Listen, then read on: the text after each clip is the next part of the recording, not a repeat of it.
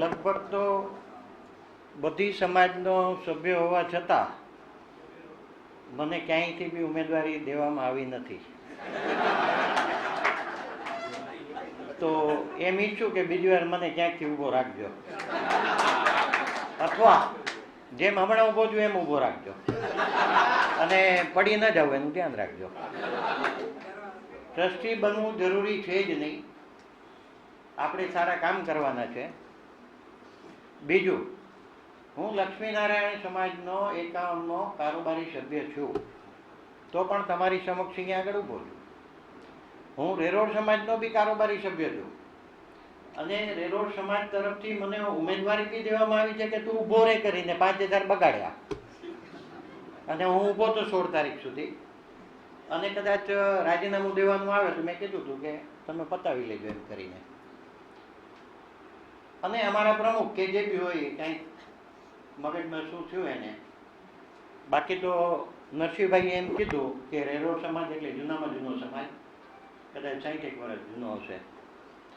બધા વ્યવસાયિક રહ્યા, હોશિયાર રહ્યા, વેપારી રહ્યા, ભણેલા ગણેલા બી એમાં જ લગભગ હશે એવું હું માનું છું. પણ અત્યારે મને એમ લાગે છે કે ક્યાંક ગડબડ થઈ હોય, પણ એવું તમારે બધાએ સમજવાની કોઈ જરૂર નથી. રેરોડ સમાજ જે છે ને એ પોતાના હિસાબે પોતાની સમજથી ચાલે એવો સમાજ છે.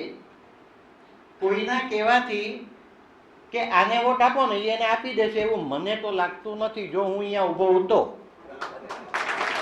એટલે કાંઈ તમારે ડરવાની જરૂર નથી. કોઈક શબ્દ ભૂલથી અમારા વડીલથી બોલાઈ ગયો હોય કે આતંકવાદી, પણ એનો મિનિંગ મહેરબાની કરીને એવો ન લેતા. સારી સમજમાં લઈને તમે ચાલો તો સારું. મને કદાચ થોડું વધારે બોલી જવું, આ પહેલી વાર હાથમાં આવ્યો. 81ની ચૂંટણી જે થઈ ને યુવક મંડળની, અને પહેલી વાર દાંડિયા રાસ અમે લોકો એટલે મેં નહીં, મનસુખભાઈ, નટુભાઈ, યુવક મંડળના અમારા બધા સભ્ય હતા, અમૃતભાઈ સેંગાણી, શાંતિ, ઘણા બધા જણ હતા. એણે ઘર સોસાયટીમાં કરી હતી. ત્યારથી મને મનસુખભાઈને એ ટીમે સાથે ફેરવ્યો છે. અરુણભાઈ હતા, નારાયણ શ્યામજી હતા, ને લગભગ અમે એને ખબર છે. અને હું તે દિવસથી એ પરિવારને ઓળખું છું.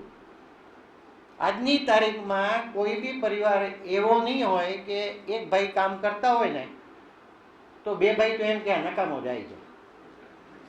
ત્યારે એનો આખો પરિવાર, લેડીઝો સાથેનો, બાપુજી સાથેનો, બા સાથેનો, એવું જ ઈચ્છે છે કે આપણી સમાજ સારી રીતે કામ કરે.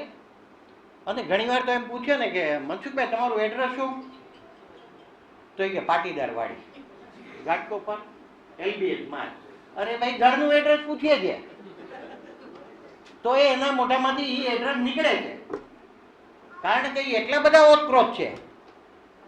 મેં એમ કીધું હવે પછીની સીટ છે ને તમે મને ના આપતા પણ રાજુને આપી જજો. તો એ બધા એવા છે ને પ્રભુભાઈ સિવાયના. ત્યાં આજે વિનોદ પટેલ, અમારે પટેલ જ કહેવા પડે, અમારા મણીલાલના બનેવી થાય એટલે, એ કે હું ઉમેદવાર છું.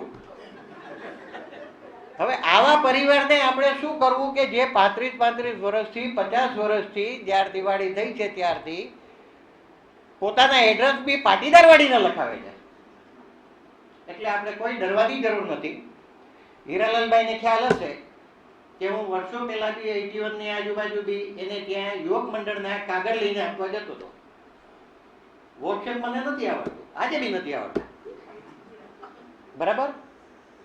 અને એ કાગળિયા ફેરવીને દેવાનું કામ બી અમે કરેલું છે. તો બી મને કોઈ સીટ દેતું નથી. ત્રણેયમાં કારોબારી સભ્ય લઈ લીધો. મને કે કોપ બનાવીશ, આ બનાવીશ, તે બનાવીશ. રકાબી અને કોપમાં ચાલ્યો. કોઈ કરતા કોઈ ફિકર ન કરો. લક્ષ્મીનારાયણમાં હું કારોબારી સભ્ય છું, હું ચૂંટાઈને આવેલો છું. અને મેં કેટલું જ કીધું છે, મને રાખજો, બાકી જેને રહેવું હોય રે. નેતા ચૂંટણી કરો, એ લોકો માની જાય છે. કાલે ઉઠીને કદાચ ધનજી બાપા ત્યાંથી નહીં ઉભા રહે ને તે દિવસે હું પ્રમુખ તરીકેનો બી ઉમેદવાર ત્યાંથી ઉભો રહીશ. ભલે મને એ લોકો હરાવે ને મને બહુ ખુશી થશે. એ બી બધાને કહી દઉં છું, તમારી સામે બી કહું છું ને એ લોકોને બી કહું છું. અને લગભગ મને જ્યાં સુધી સભ્ય તરીકે રાખશે ને, હું કારોબારી સભ્ય તો ત્યાંનો છું જી પાક. બરાબર? એટલે આપણે કોઈ બી ગભરાવાની જરૂર નથી. વધારેમાં વધારે સંખ્યામાં ઘરમાંથી દિવસે બહાર આવો, બધા જ ઉપવાસ રાખો તે દિવસે અને સાંજના જમજો. રોટલી કે કાંઈ બનાવવાની જરૂર નથી. બરાબર? ક્યાંય બી જમી લેશું એકવાર ચાલશે, પણ બધી બેનપણીઓને લઈને બહાર નીકળો અને માણસોને બધાને બહાર કાઢો. અસ્તુ.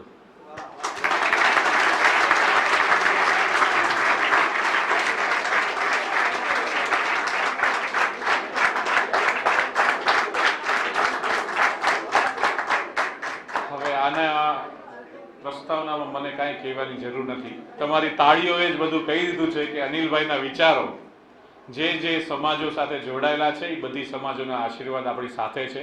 એટલે એકતા પરિવારે ક્યાંય ડરવાની જરૂર નથી.